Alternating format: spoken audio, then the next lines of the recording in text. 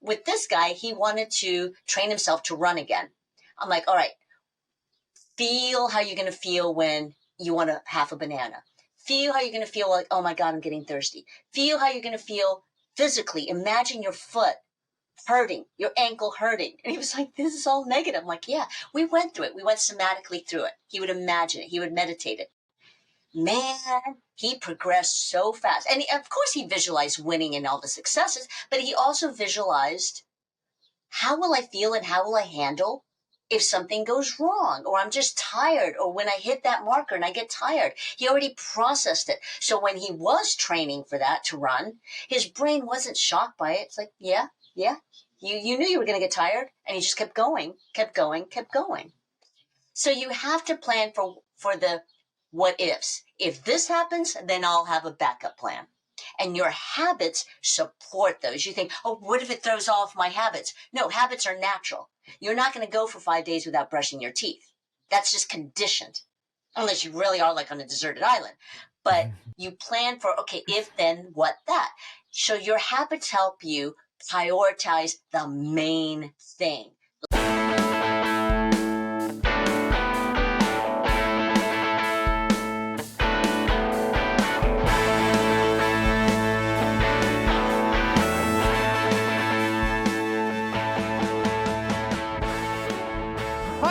Here we go. Welcome to another episode of Transform Your Future with me, Eddie Isin. Remember, if you're interested in joining our newsletter, just go to transformyourfuture.com. Today we have a special treat. I am with Ronnie Lo, aka Ronnie Lo. She is a certified professional life coach with a holistic mind, body, psyche connection. She is here today to talk about habits and celebrative accountability. She is also a certified habit coach, a certified personal trainer. She helps people create doable habits that get them to their goals without more to-do hacks, discipline, or willpower. Ronnie focuses on habits that are doable, that don't take more time from you or stress you out. Instead, she helps you fit these habits into your life. These are great new habits that you stick to, whether it's in fitness, eating, wellness, careers, or your love life. Additionally, Ronnie helps her clients change their habitual or default way of thinking. When you change your thoughts, you change your behavior.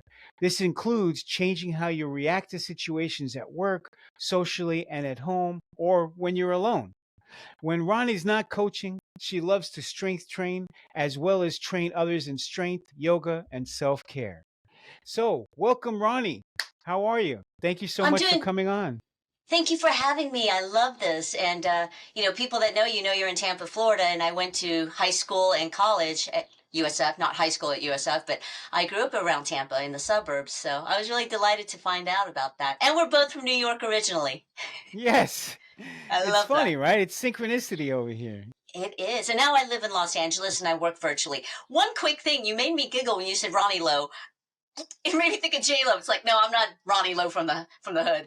I'm Ronnie Lo life coach. And so I don't want to get her identity.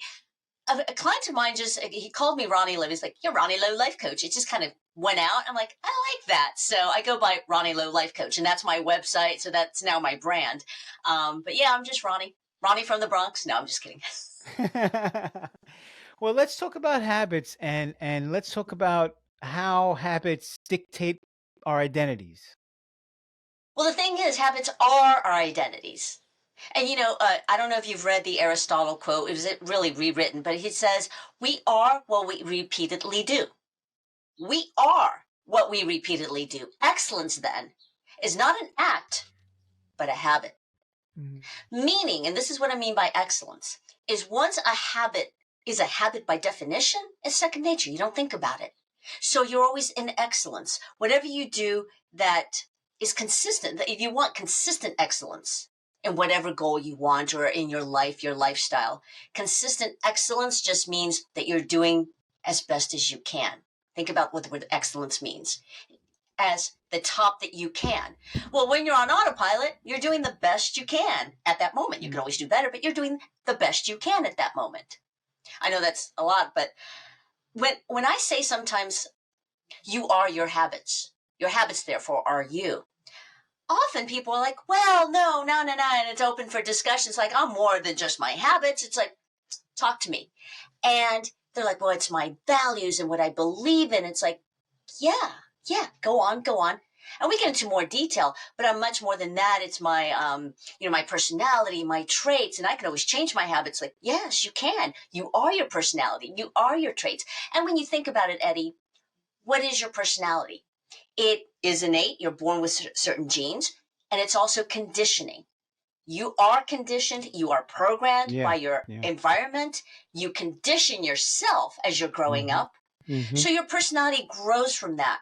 I venture to say, but we can get into a whole science of that, that the exact same person in another milieu, in another environment, may have a little bit different personality, or may have a different attitude, or may have a different Mm-hmm. way of thinking. So your habitual way of thinking, your default programming, how you react to things, and how when people describe you, they can describe Eddie, they can describe your personality more or less Mm-hmm. once they get to know Mm-hmm. you. Yeah. It's Yeah. because of how you react and the way you carry yourself habitually, your default programming. You used to be Yes. in the entertainment industry. When you read a character, just a character, it's more than blue eye, it's more than the casting sheet, blue eyes, Yeah. 5'2", red Yeah. hair. You start painting the picture with their quirks, their way of walking, Right. their To way of bring it to bring talking, it to life. Mm-hmm. how they react, what they say, how they say it. You start painting the picture of that person. Mm-hmm. That's how they habitually carry themselves. That's how they habitually talk, all that stuff. So people start seeing it's like, yes, your core values, you act with your core values, you act with all your traits because you've programmed yourself and that's what you believe in. Absolutely. Therefore, what you do because of your core values and your beliefs are your habits. They're your identity. They're who you are. And what you consistently do every single day without much thought, every single day on a consistent basis is a habit. And I'll let you talk. Sorry, I can go on and on about this. That's why it could be like a 30-minute TED Talks. But the meta research shows, and you know that meta is when you grab 4, 5, 6 different studies from around the world, different time periods, and you put them all Yes. together and you see what the average is. The meta studies on habits are 40 to 50%, and the big number is 40%. I tend to think it's more. 40% of your day, every day, is a series of habits. So it's who Mm. you are. Because what you Yeah. do is who you are. Yeah. Yeah, I think about, like, first of all, when you were talking, I mean, that is so true just for myself, how I reinvented myself so many times Yeah. over the last 36 years was by looking at those things and what are my habits and what is the things I do all the time. And if I want to be something different, what does that look like? And what are that person's habits, right? If I want to be successful, what do successful people do all the time? What do successful people think? Do the successful people waste time on this or that? No, they focus on these things. Okay, so I need to start making that a habit in my own life. So I absolutely 100% identify with all of that. Mhm. And for some reason, I was thinking also when you were talking about how some habits work for individuals, but maybe for somebody else, it wouldn't work at all, right? They have completely different habits. And I was thinking about like my desk. My desk has been an issue for a lot of people in my life because they feel like it's, messy and it's not cleaned, and like I Yeah. don't need a clean desk for me to work. And I have all these things that I'm trying to work on, maybe 15 different projects. That's how I work. It's very exciting for me. I have to have my mind in 15 different things that I'm trying to do. I don't like just having one thing and a clean desk. And so I like having a pile of things there that I'm working on. Okay. Sometimes it's true. Sometimes all the pile goes into a box and I just put it in the corner and I don't look at it. That does happen sometimes when it gets overwhelming, maybe. But it's all things that's okay with me, and it doesn't change how I function and operate, in Mm-hmm. my work environment. But other people, they have to have a clean desk and have to have things a certain way. So we have different habits. And the last thing I just wanted to say real quick is I did an experiment the other day, and I just started walking around my house looking at how we set up this house, look at it, what was important to us that we did, things like why did we put two coffee makers and this machine over here on this counter in this corner, and why do we have those things out over there, and obviously like those are signs of things that are obviously coffee is important to me for some reason, They right? That I support made your it. habit and your habitual way of living. Yeah, exactly. Yeah. Yeah. Well, okay, so I'm guessing here. One Keurig and one espresso? Yes, that's right. There you go. The Keurig is for the everyday constant, and the Nespresso is a little bit more of a treat. Yes, that's right. No, I absolutely get it. And when you think about it, people ask me, okay, I want to work on time management, or I want to work on a relationship, or I want to work on growing and getting promoted in my job. What do habits have to do with that? Everything. Because again, what you do all the time and how you think, how you set up your desk is how you work. And you feel weird if it's not the way you like it. Mm-hmm. To you, that's what you see and how your brain is programmed. It's your subconscious. And remember, Mm-hmm. we act mostly, I would say 90% out of our subconscious mind, not Right. our conscious mind. Yeah. We can easily, whatever habits you have, I don't care how old you are or from what culture you are. I know that that really digs deep, especially with religion and culture. But no matter what, the thing is, you can, if you want, change a habit. Mm-hmm. So you are used to your desk being the way you are. It's like, oh, like it's weird not to function that way. And when you talked about your house, and I know we're going all over the place, we're not going in sequence, but that's exactly it. That's part of the loop. You set your environment up to support your habits, the bad Mm-hmm. ones, the good ones. We all live in a habit loop. I can take you Mm-hmm. through your day and we can pick out 2 or 3 habit loops easily. The Mm-hmm. habit loop is something activates you to do something, think something Mm-hmm. in a certain Mm-hmm. way all the time, the Mm-hmm. same way. Negative or After that, positive? exactly. So something Yeah. activates you. Some people call it trigger. And then you have the ability to do that behavior. You are able, negative or positive. And then something about that habit is rewarding. Even the bad habit, there's an instant dopamine reward. There just Mm-hmm. is. And then you set yourself up with your environment and your beliefs to repeat it.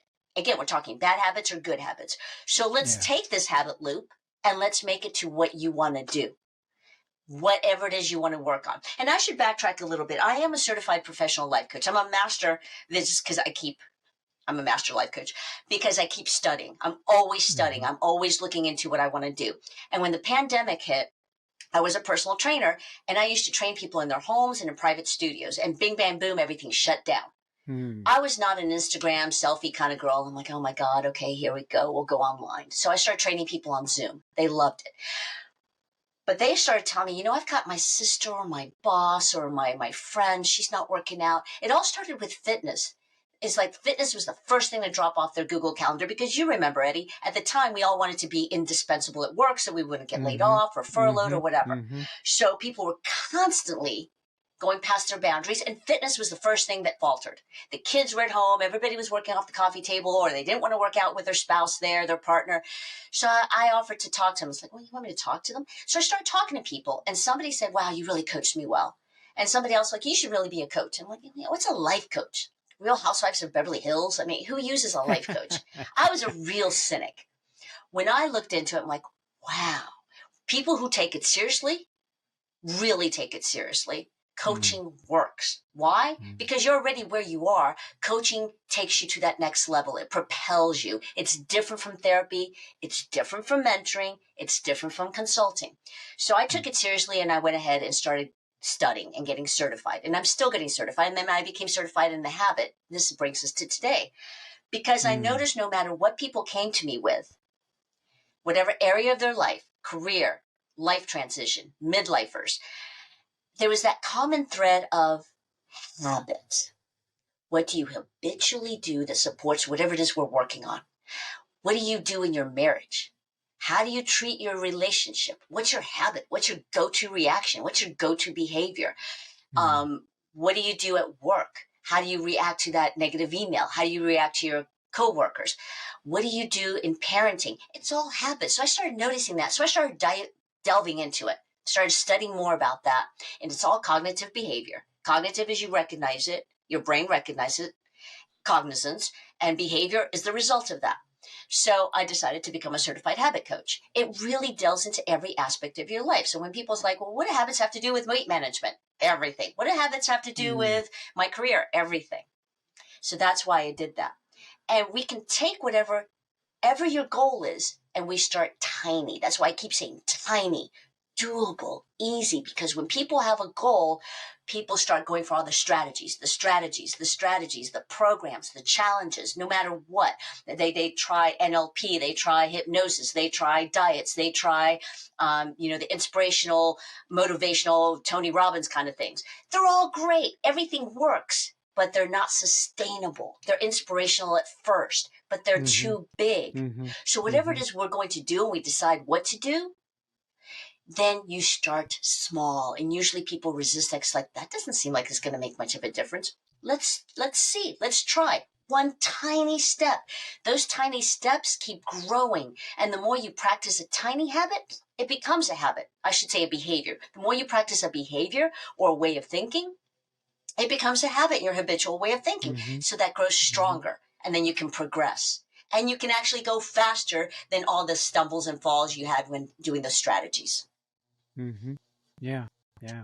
I think I always remember when you're talking about inspiration not lasting, that when Rocky Yeah. first came out, I was a young man. I don't know, I was probably 14 or 15 years old. And I just remember being so inspired from that movie and Yeah. the underdog story and coming home with a bounce in my step and shadow boxing and things like that. And then 2 or 3 days later, it was all gone. Yeah. So it just doesn't last. You can get inspired and it might be good for a day or two, but it doesn't last and sustain you to actually change anything, you know? Exactly. So all these motivational speakers are great. Act now, take action. Yeah, but how? So people get overwhelmed. So with me, it's like, whoa, whoa, whoa, whoa, whoa, Bessie, what can you do? Mm. And something I'd like to address is we run by our perceived. And you talked about this with somebody, and I forget who it is. Please forgive me. I'm the worst with names, although I'll always remember what they wore, what jewelry, a story about them, Ah, and yet I forget their names. But you had an actress on who practices hypnosis. Do you remember her name? Ronnie. Oh, No. I'm sorry. No, you're talking about Emma. Emma. Yeah, I can't remember her last name right now, but yeah. Oh, or something. I- Okay. So, but I remember her story, and she was speaking my language, but in another language. It's like we're saying the same thing, but she's speaking Spanish, Yeah. I'm speaking Hebrew, whatever. That was Yeah. a Yeah. weird Yeah. anecdote. But she said everything is in the subconscious, right? And so when Mm-hmm. she practices with people, her hypnosis, and that caught my attention. And it was recent because I just discovered you when we met and I started Yeah. listening to Yeah. your podcast. Yeah. And I'm like, I tried hypnosis a long time ago. 3 decades ago. I'm pushing 60, by the way. But I tried it for insomnia. Didn't work. I tried NLP. Didn't work. I Mm. tried all these things, yoga, meditation, nothing worked. I wanted it to work, acupuncture. So it's like, okay, whatever. So it's not like I became a cynic, but it didn't work.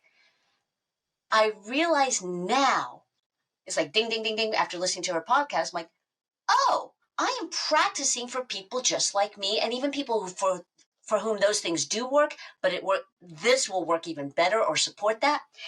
In her hypnosis, and you guys were talking about this, it's constantly repeating to your brain, I can do this, I can do that, whatever it Mm-hmm. is. Because the more you repeat it to your brain, the more likely your brain will Mm-hmm. go, okay, okay. Yeah. See, that didn't work for me. And I meet a lot of people for whom that doesn't work. So here's the thing. Affirmations don't work for me. Just clicking my heels 3 times and Mm. going, please work, or I'm $1 million, whatever. I'm not. And so my brain's like, no, you're not. And for a lot of people, it's like, I am a fabulous thin woman. And here you are looking at yourself in the mirror and your brain's going, no, you're not. Because that's heuristic. Your brain just looks for confirmation and evidence. So I realized habits Yeah. are real. They're facts. Once they become habits or whatever action you take, it's a fact you just did that action. Yeah. So So my it celebrative, it's like the simplest thing, the simplest, smallest thing that you could look at is just those habits instead of looking at big concepts and big ideas and yeah, like something that you're going to just tell yourself and everything's just going to magically change in your life because you tell yourself something, right? It's looking at the actual behaviors of what you're doing and what behaviors you want to change to. Exactly. And so, like your papaya, you say papaya before you start anything. You've trained your brain to, I'm on now, I'm going to have fun, That's and this right. is going to go It's great. showtime. Exactly. And so that's why, and when people say break a leg, or in France, before you take an exam or something, they say shit in French. I don't know if you knew that. They go, merde, you've traveled. And when I first heard that, I'm like, what? It's like, it's wishing you good luck. Yeah.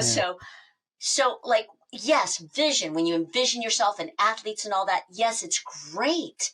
But if you don't believe it, if there's even a little bit of doubt, even a Mm-hmm. grain of sand bit of doubt in your brain, guess what? Your brain's going to look for that sand of doubt.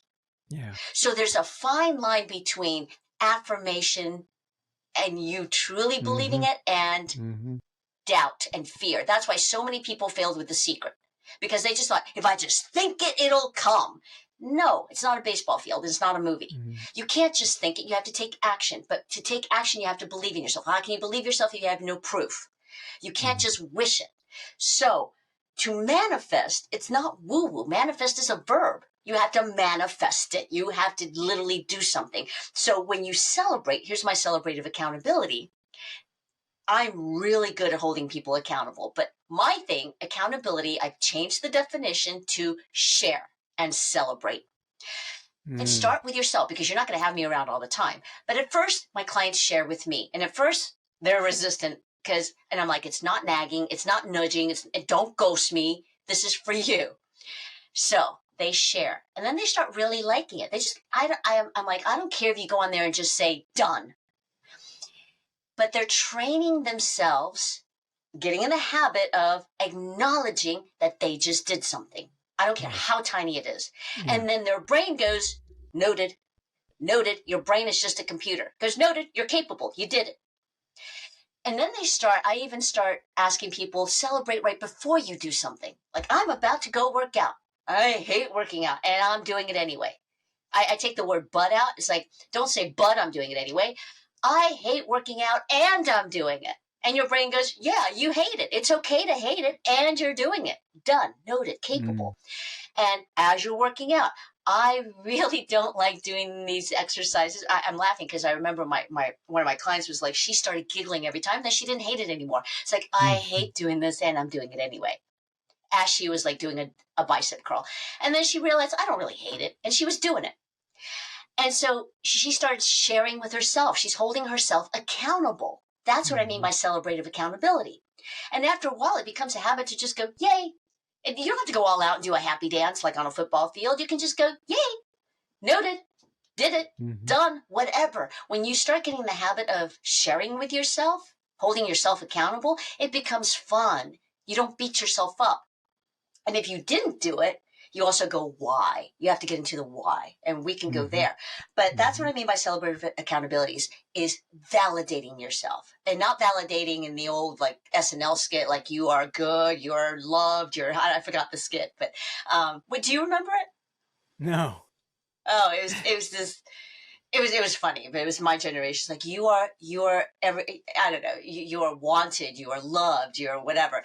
It's more than just affirmation, it's Mm-hmm. confirmation. Mm-hmm. Mm-hmm. That's accountability. Um, Mm. and again, so we go back to activating. I make sure with my clients, whatever they're working on, that they go through the habit loop. Like, for example, let me take you through a habit loop, if I may. Yes, please, please. I was What going to is your ask you to habit? do that. Okay. Pick a time of day. Most people pick the morning. Like, what do you do Mm-hmm. first thing in the morning? But if you want to pick something like at night, because a lot of people No, work on their that's fine. sleeping Morning's habits. good. I have a morning routine. Okay, bing, bang, boom. First thing that happens in the morning. I go to Nope, the bathroom. I go to my nope, bathroom. I nope. Oh, you're talking about really first thing in the morning. I open my Yeah, eyes and there I you lay in go. bed for about 5 more minutes, and I just think about, my day right now, how I feel, whatever gratitude I have. If I don't have gratitude, I ask myself why. Why don't I have gratitude? I woke up. It's another day. And then after maybe 5 minutes or so, then I move to the bathroom and I take a couple of supplements that I take in the mornings when I wake up. Um, Let me I ask you, do, right before yeah. then, did an alarm go off or did you wake up naturally? I do have an alarm, but it's like the alarm is Hmm. like the backup. Usually, I wake up at the same time every day. Okay. Um, Good to know. but That's important. sometimes the alarm does go off, and I'm like, okay, it's time for me to get up. But either way, when I Okay. wake up, I take a few minutes. Um, Okay. then I have this is also my mornings is also my private time for myself for some solitude. So I spend about 30 minutes reading and meditating, looking at some things and then kind of meditating about them. And then I have my self care that I do every day. Get myself ready, take a hot shower, and then take a cold shower to activate my nervous system. Mhm. And then by then I'm ready to go attack my day. Okay. So you would say that that routine is supported by your spouse. She doesn't get in your way. No pets get in your Correct. way. Your children are grown. They're Correct. not there getting in your way. Nothing is No, getting in when your we way. Everything. when all of my four kids were all together in the same house, they knew in the morning to just let me alone, that was my solitude time. Okay. So before you go to the bathroom, is there anything like that you skip? Do you make your bed? Not at that time. Afterwards, Okay. after I get washed up, ready to go, and everything, I make the bed. Put my shoes on. After I get dressed and leave the room. Okay. Do you open the curtain so you let some sunshine in, or do you turn on the Oh, light? when I go to the bathroom, I open up the curtain so that I get the sun on my face and I could, There you go. adjust my stuff to the day. Yeah. Exactly. See how many little things you're skipping? That's how tiny we Yeah. get. That's how detailed we Yeah. get when we look at the loop. Yeah. When you brush your teeth, do you do it the exact same way every time? No, I fluctuate, but I mean, it's about the same way. It's just that every other day I use the electric toothbrush, Okay. and every other day I just use a handheld toothbrush. That's about the Very only thing good. I fluctuate in it. So that's a habit in your habitual way of thinking. It's like, I should do the electric now. That's Yeah. good because you remember. Yeah. Your brain's going, you haven't done it in 4 days or whatever. Yeah. Do Yeah. you do it with the same hand and in the same way? Yeah, I always do the right hand, and I always start in the There you go. back and come forward. Yeah. Okay, so everything's set up. Your two coffee makers, everything's set up for you And I don't to even drink coffee really anymore, but oh, that's funny. they're still there. No, I Occasionally, I totally still get have a that. cup of espresso or cappuccino.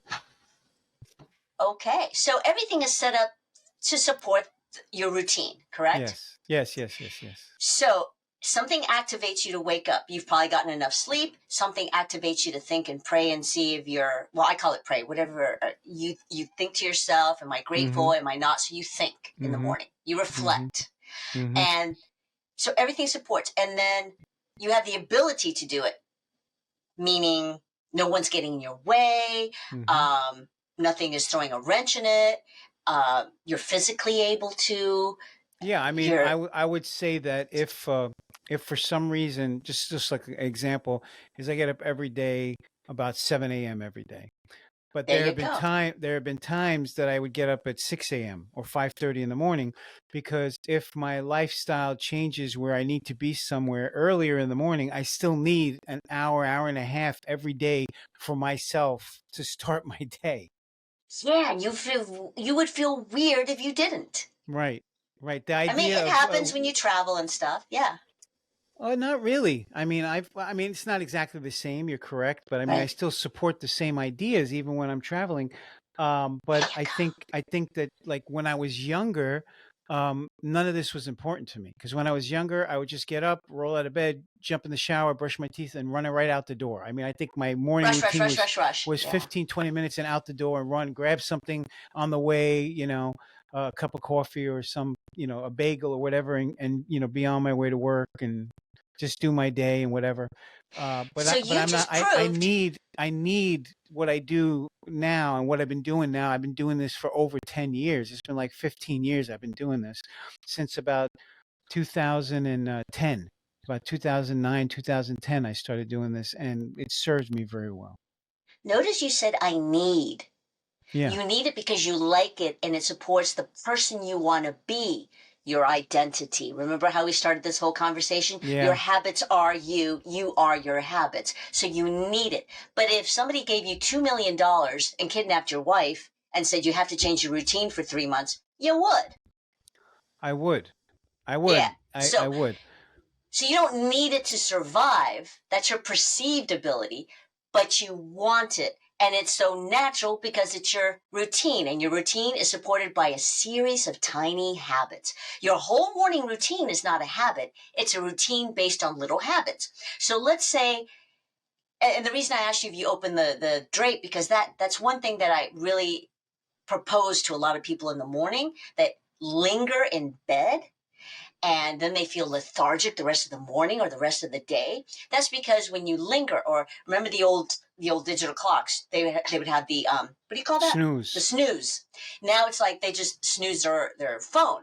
So we get into, can you get in the habit of putting your phone in another room? So you have to go turn it off, and on your way there, open the shade, because when you open the shade, boom, that tells your brain it's daytime now, Right. caveman. Right. So Right. it's like It people at first saps the resist, like, melatonin. yeah. So it's little tiny habits like that. But you just also proved, and I know I talk a lot, so you have to rein me in, but it also proved that when we talked about travel, you said, not really, it doesn't really change it. Love it. Because when I was solely a personal trainer and people would go travel, it's like, well, I'm going to, not work out for a couple of weeks. I'm going here. It's like, so it's like, oh, come on, Ronnie. It's like, no, seriously. You can work out at the airport. You can get up half an hour before your partner so that you don't mess up the rest of the itinerary if you're Mm-hmm. being tourist. Mm-hmm. You can still get up and keep your routine. You can take a Mm-hmm. little exercise band, the infinity band that looks like a I rubber tell you band. what I tell you what's hard to do when you're traveling, and that's maintaining a diet. That is No, a it's lot of not. work. Okay, I will That's arm I'm wrestle saying with for me. you. Hold on. Yeah. For me, I'm just saying that has been a real challenge at Uh times. huh. When I go fly to California, and it's just a lot of preparation and work that I would have to do to stay on whatever food plan that I'm on, right? So Oh, okay. I see what you're saying. I've had some Okay. trouble with that. And I work with people with that because what is what is the gist, what is the core of that plan? You can accommodate it as you travel. I don't mean like, oh, I won't eat this, I'll eat that, and be all that way, too demanding at restaurants. What I mean is, what is the main thing? Is it plant based? Is it that you're vegetarian? Is it that you're vegan? Is it because you're Hmm. calorie cycling? So we look at that, we prepare to fail. Right. But Right. let me get to that because I totally hear you.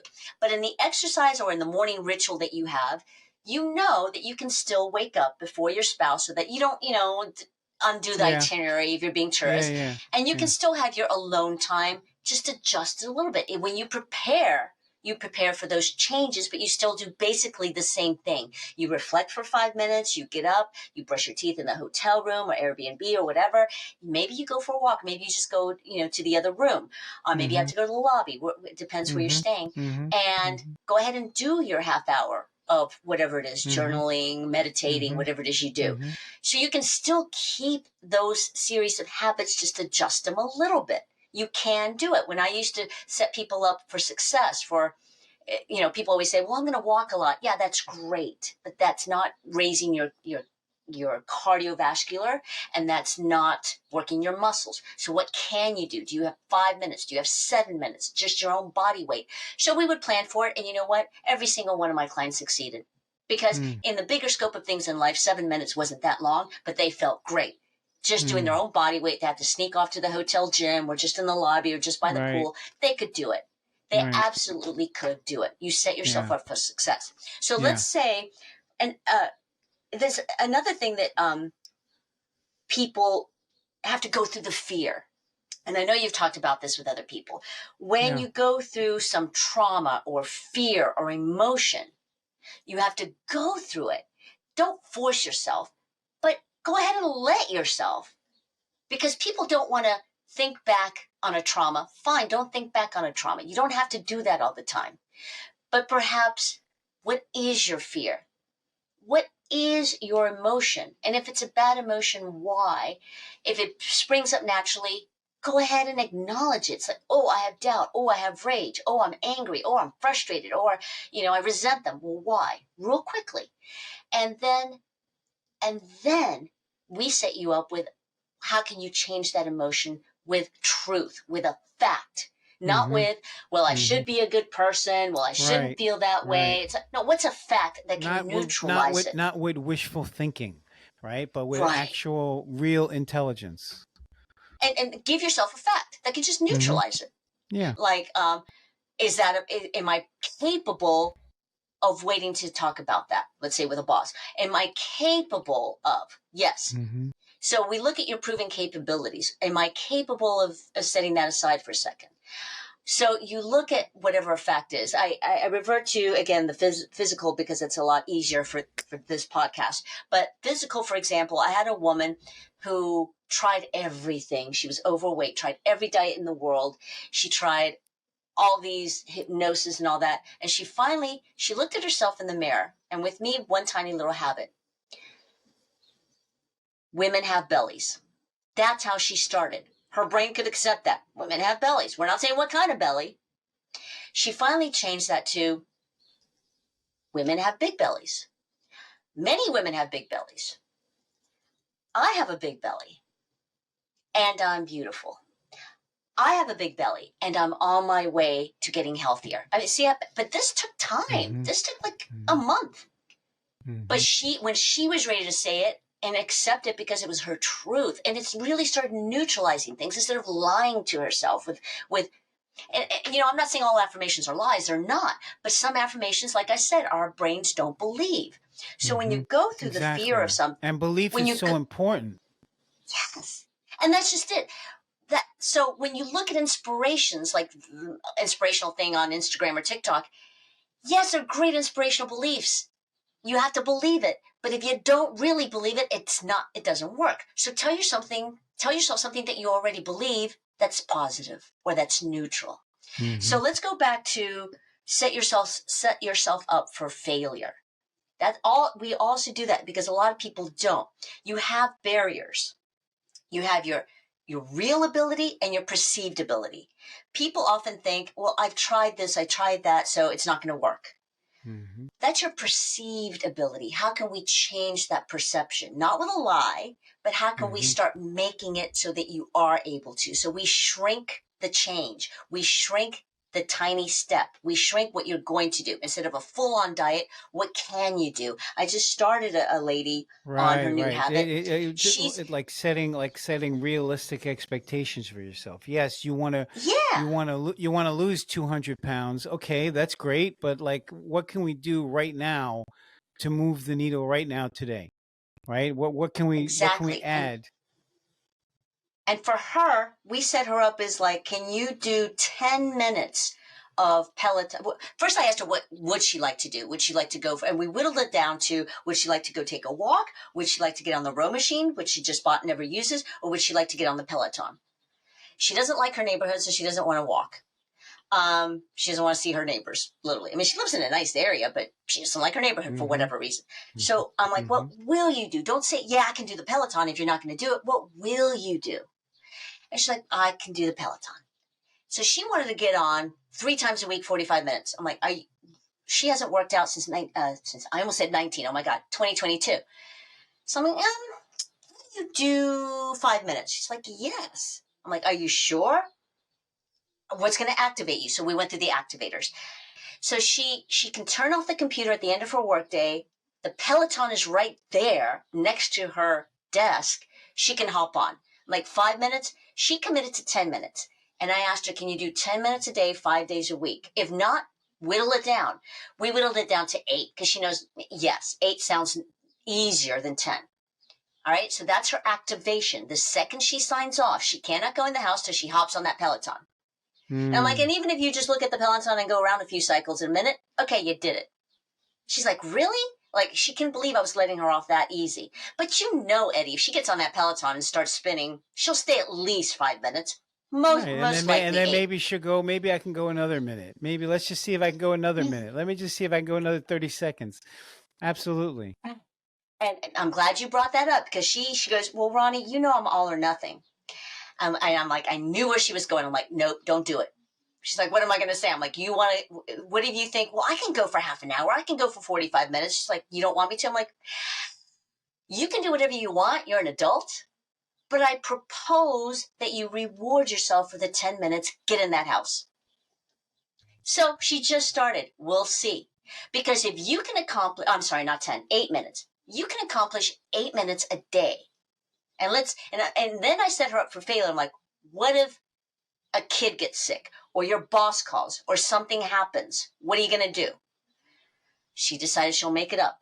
She'll make it up Saturday. And if you can't, what time can you do it Sunday? You have to set yourself up to succeed. Don't just say, I'll make it up Saturday. What time? Your kids have softball. They have this, they have that. What time can you do it? She literally picked 5:30 at night. So you have to set yourself up. I can do this at this time in this location, surrounded by this. It's like the butler with the candlestick in the lounge. You know, you have to set yourself up with exact details where you can do it. So you have actual ability instead of perceived ability. See the difference? Yes. She is capable, and we set out to do what you will realistically and are capable of doing now, not your perception. Like, well, I've tried everything. Well, you haven't tried that. So what haven't you tried? Let's shrink it. Let's shrink that habit.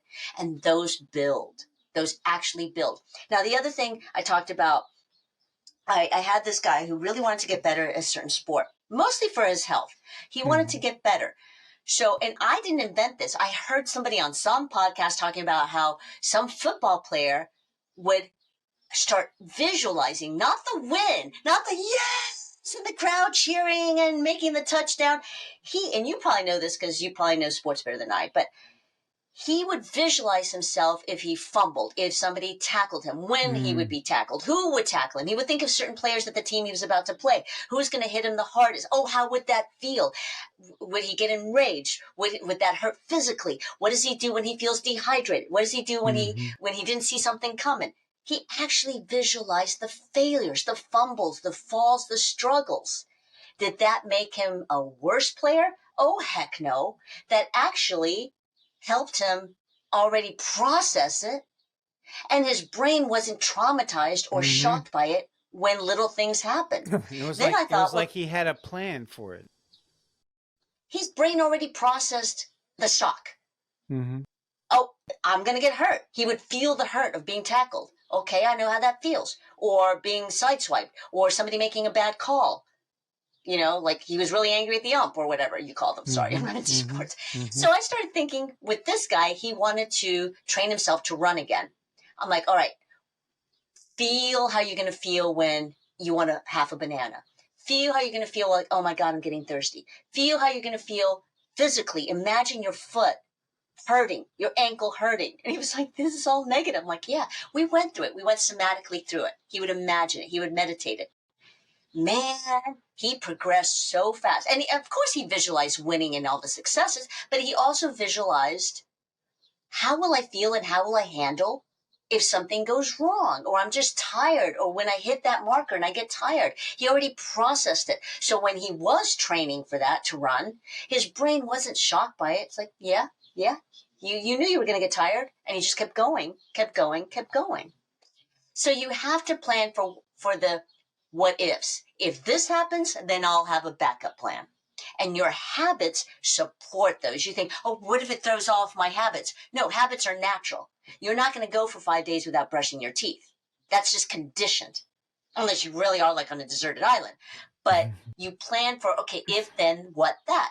So your habits help you prioritize the main thing.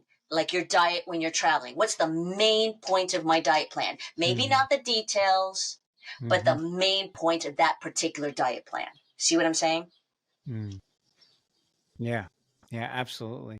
And I think that I'm really getting something out of what you're saying, because right now I have some things I want to change, and part of what's holding me back from changing them is my fear of that I'm not going to be able to follow through with some of these Exactly. things, right? And so Yeah. that's stopping me from starting. And so I allowed myself to, well, let's just do one meal a day in this way. let's just start with one meal a day in this way to start moving forward. And, so I'm really inspired by what you're saying. I'm going to keep doing that and until I have a whole new food plan.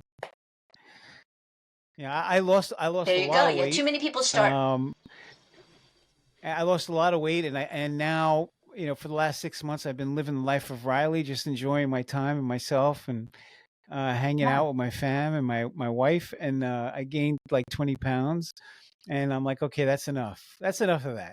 Let's go back the other way now.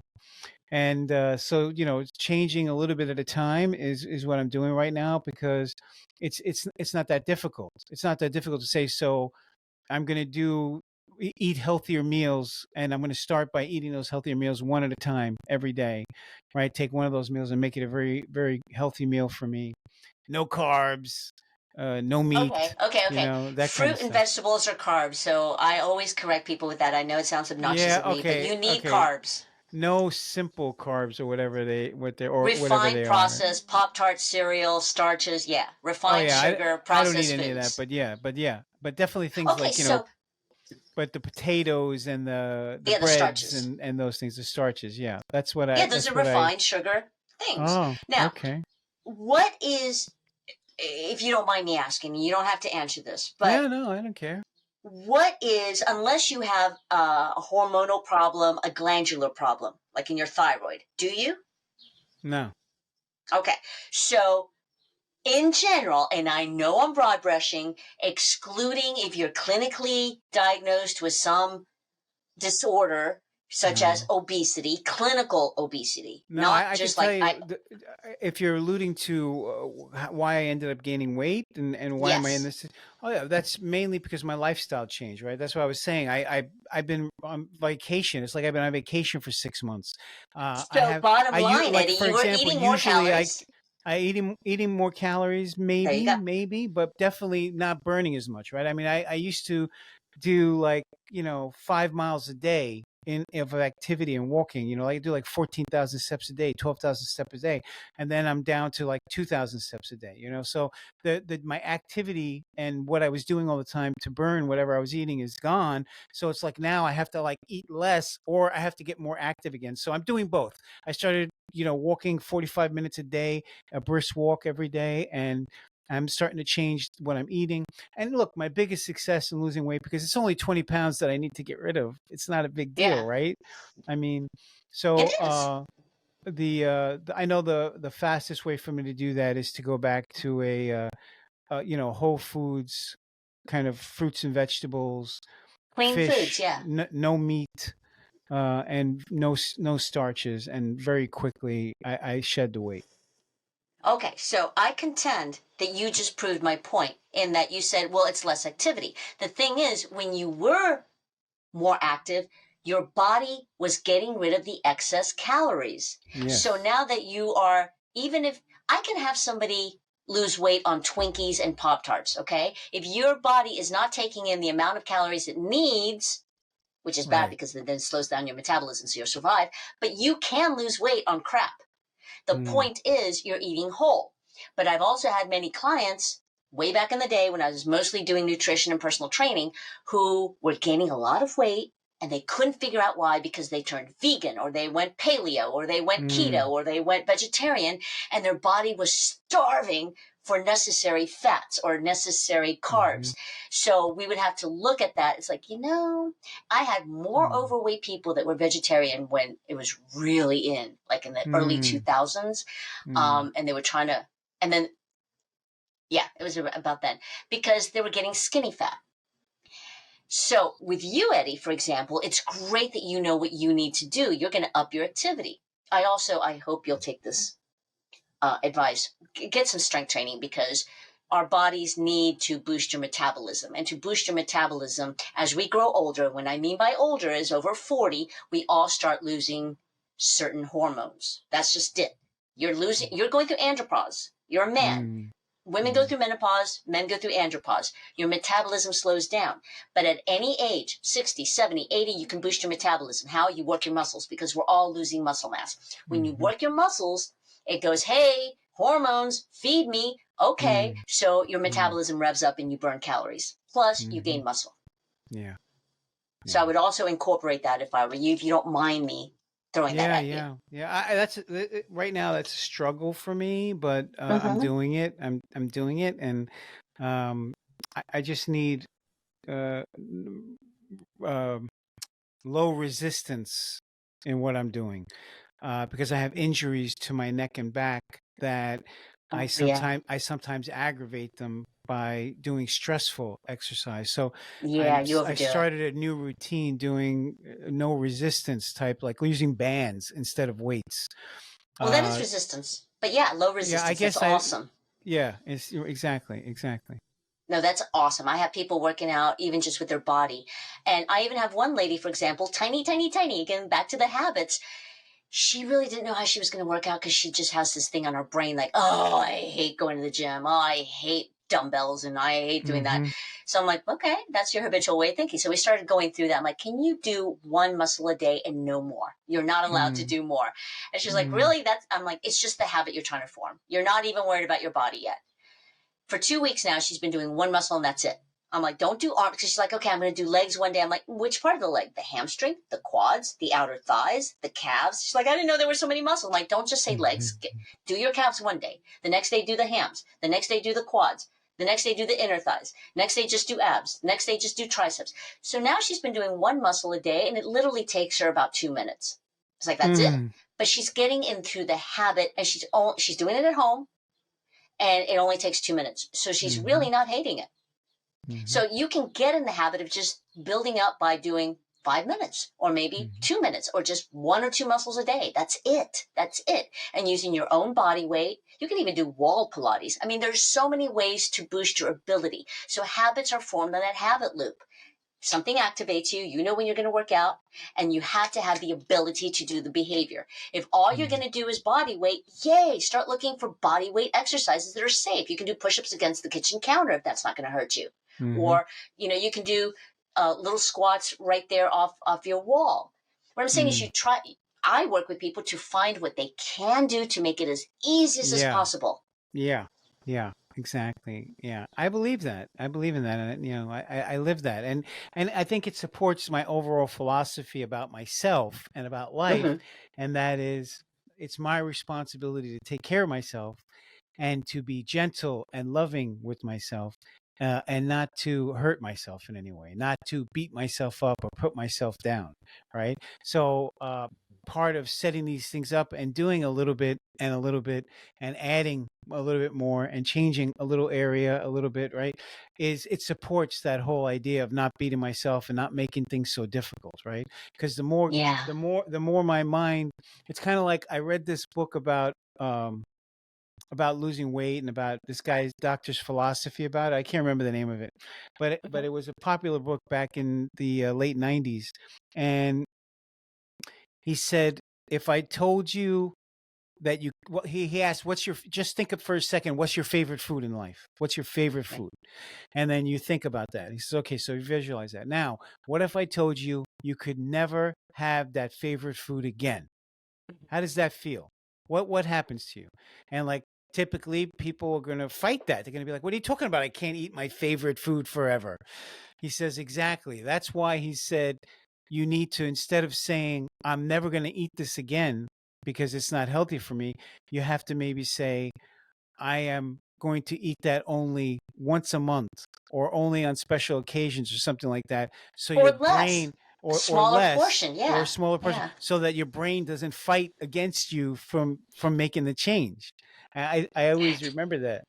Yeah, so when I hear people, and it's my trigger, when I hear people go, oh, no carbs for a month. Well, what are you going to do after the month? Oh, no carbs for 6 months. Like, carbs are your friends. So are fats.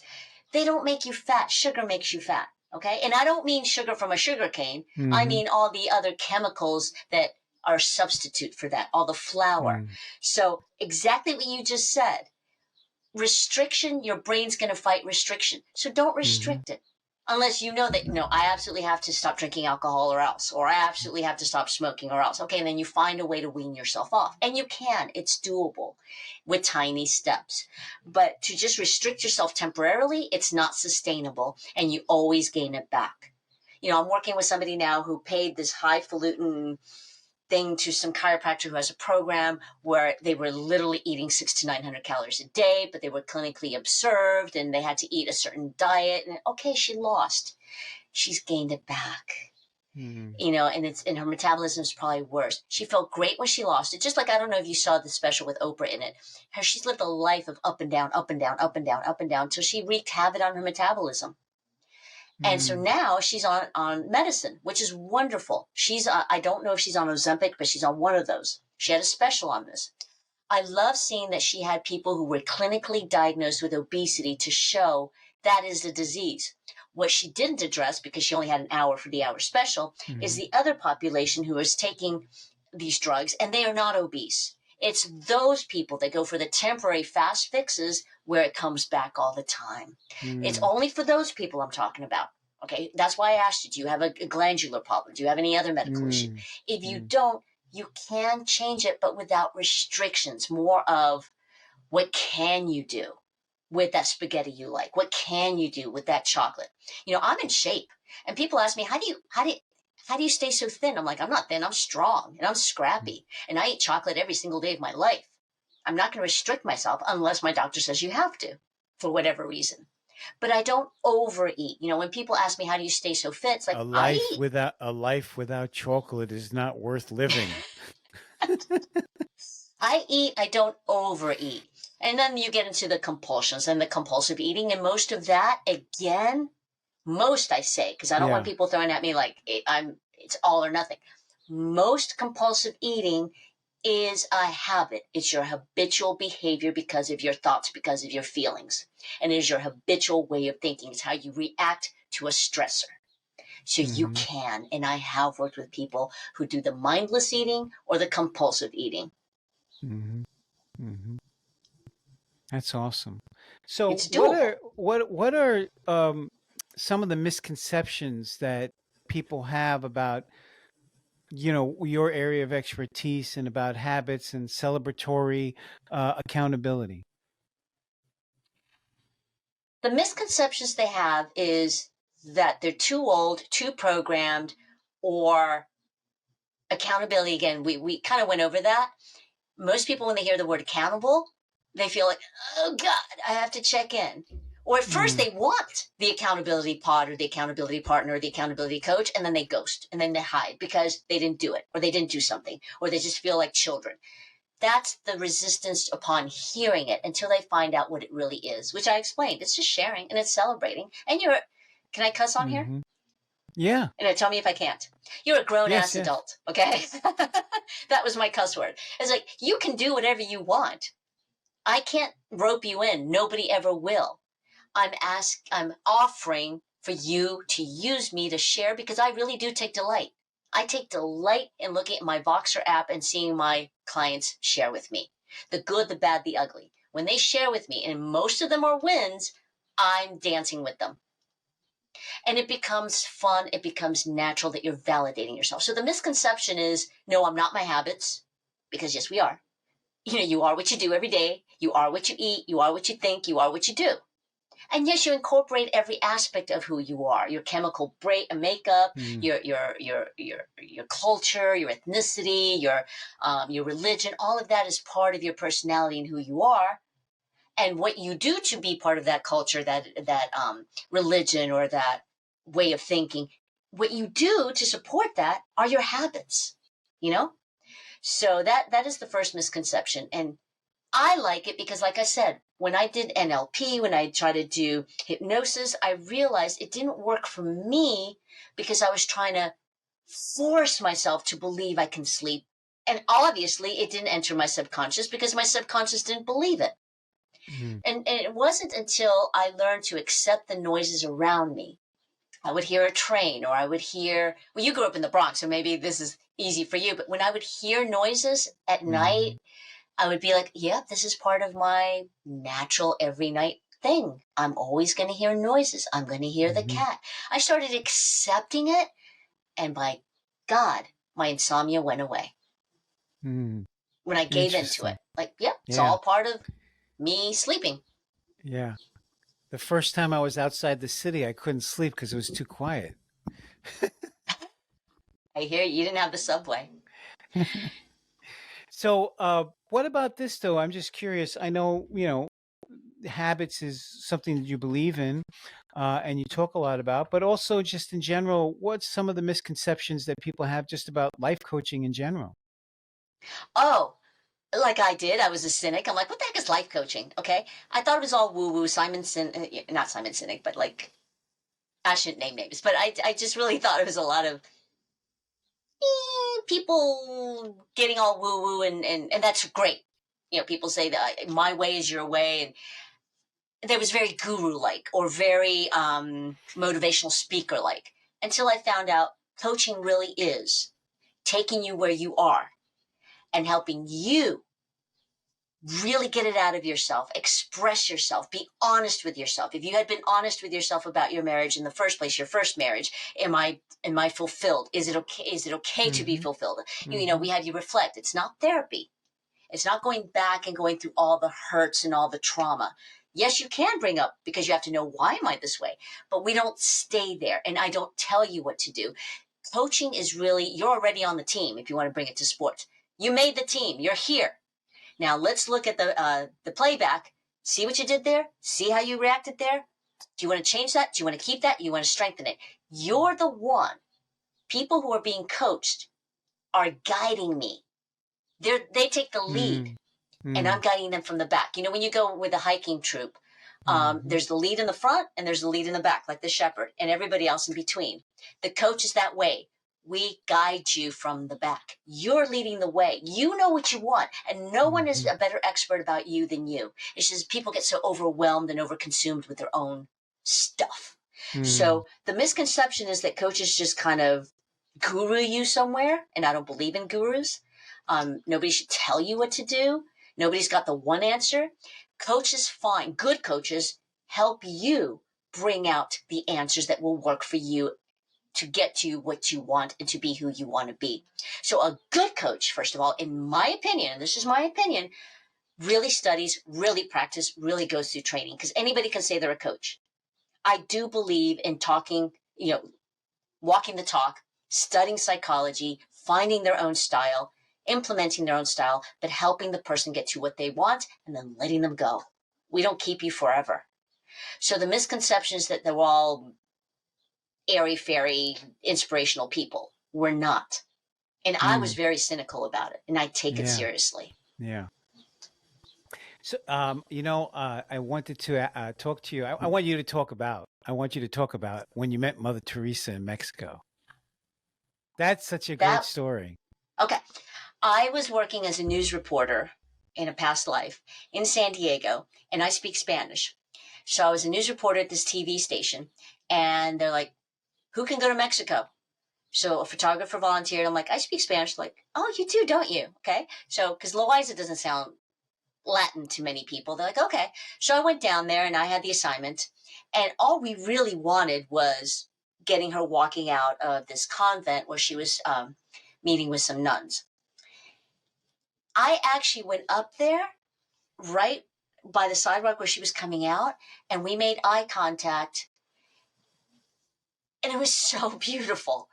I made eye contact with her and she really looks at you. She grabbed both my hands in between hers and she said something. And honest to God, Eddie, I don't know what she said. She was so small and soft. Plus, there were all these other people.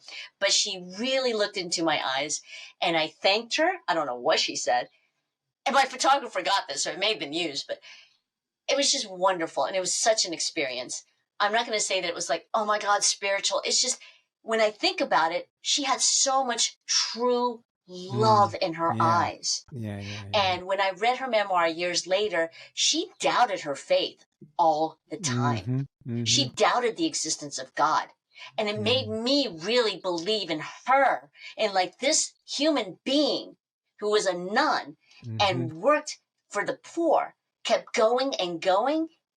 And despite her faith, or despite her lack of faith or her Yeah. doubt, Yeah. that really showed me that, you can question. It's okay to question. That Yeah. doesn't make you a non Yeah. believer. She Yeah. still walked the talk. She was still a good person and she was still loving. And so that Mm. really inspired me. Yeah. That's so great. So, is there anything that you would like to impart to the audience? Anything like what do you want people to take away from this? That coaching is very tailored, and yet it's structured. I do take people through a process, and that I have learned how to structure it, and then we take it from there. It's tailored to who you are personally as a human being, your conditioning, your goals, who you are. So it's not a program that's fit for everybody. It's just structured in how we approach you. I do cognitive behavior. Um, and I would really love to just have you having a call with me, and I call it "What do I want?" or "What I want and how do you coach?" call. Let's just pull up a chair and talk. Discover what your goal is, and also I'd like to impart that every aspect of your life affects the other aspect of your life in some way. They're all subsets. Some more than others depending on the time of your Mm, life, but your relationships affect your career, affect your health, mm. affect your spirituality, affect Yes, your yes, finances, and each one is a subset of the other. yes. So how you show up in one area is literally how you show up in the other areas. You think, well, I'm different at work than I am at home. Really look at yourself. Are you really? Mm, So I invite somebody to get on a call with me and discuss and challenge me. Challenge me. Not because I'm defensive, it's because I want to learn. Like I just said, I just learned from something that you had from another guest on a podcast where I finally realized, oh, that didn't work for me because deep down in my subconscious, I didn't believe. And it's mm-hmm, not convincing mm-hmm, myself to believe. It's like, well, what do I believe? And work with mm-hmm. that. So I'm Yeah, always growing. So challenge me. Let's talk about you. And if anybody knows somebody that you think maybe they can use some coaching to progress, um, refer them to me. If they sign up with me, you get a free session. that's awesome. And of course, everybody could just go to ronnielowlifecoach.com to get in touch with you.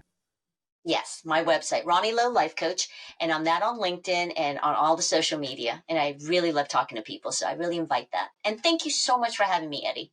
Yes, thank you. And thank you for giving of your time so freely. I appreciate you. We'll talk later. We will, and I'd like you to start sharing about your workouts and your one meal, Okay, I your one will. good meal a day. I'll do that. Some of the comments you made, Yay! I think I have to rethink my strategy. Okay, I can help you. All right. I'll talk to you soon. Thank you. All right. Bye-bye. For more information and monthly topics of interest, please go to transformyourfuture.com and join our newsletter.